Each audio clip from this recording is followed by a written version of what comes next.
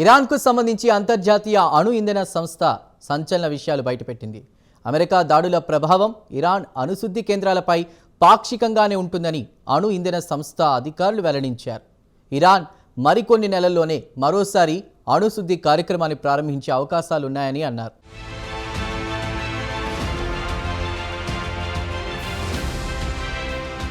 Iran అణుశుద్ధి కేంద్రాలపై ఇటీవల America భీకర దాడులు చేసిన సంగతి తెలిసిందే. ప్రధానంగా పోర్డో, నతాంజ్, ఇస్ఫహాన్ అణుశుద్ధి కేంద్రాలను లక్ష్యంగా చేసుకుని అమెరికా సేనలు దాడులు చేశాయి.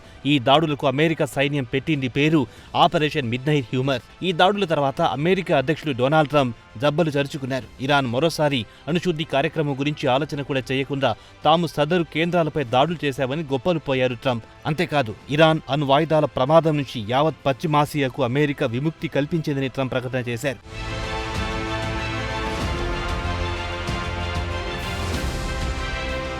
అయితే దాడుల తర్వాత పెంటగాన్ ఒక నివేదిక ఇచ్చింది. పెంటగాన్ నివేదిక ట్రంప్ ప్రకటనపై అనుమానాలు రేకెత్తించేలా ఉన్నాయి. ట్రంప్ చెప్పిన స్థాయిలో ఇరాన్ నష్టపోలేదని గతంలోనే పెంటగాన్ నివేదిక స్పష్టంగా పేర్కొంది. కాగా ఈ విషయాన్ని డొనాల్డ్ ట్రంప్ దృష్టికి తీసుకెళ్తే ఆయన మండిపడ్డారు.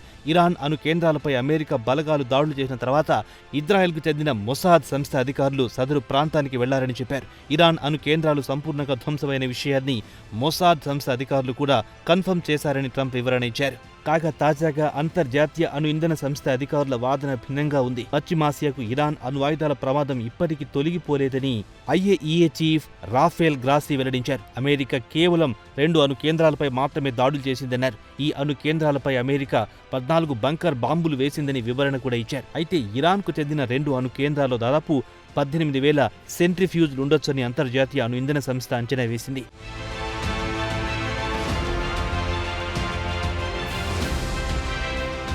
మరోవైపు అమెరికా దాడుల తర్వాత ఇరాన్ ఉన్నతాధికారుల సంభాషణను కూడా ఇంటెలిజెన్స్ వర్గాలు పసిగట్టి విశ్లేషించాయి. డొనాల్డ్ ట్రంప్ చెప్పినంత నష్టం ఇరాన్కు వాటిల్లలేదని ఈ సంభాషణ ద్వారా వెల్లడైంది. ఇదిలా ఉంటే ఇదే విషయమై ఇరాన్ దౌత్యవేత్త అమీర్ సయీద్ కూడా స్పందించారు. యురేనియం శుద్ధి కార్యక్రమాన్ని ఇరాన్ కొనసాగిస్తుందని ఆయన తేల్చి చెప్పారు. అంతేకాదు, పౌర అవసరాల కోసం యురేనియం శుద్ధి కార్యక్రమాన్ని కొనసాగించే అధికారం ఇరాన్కుందని కుండబద్దలు కొట్టారు అమీర్ సయీదీ.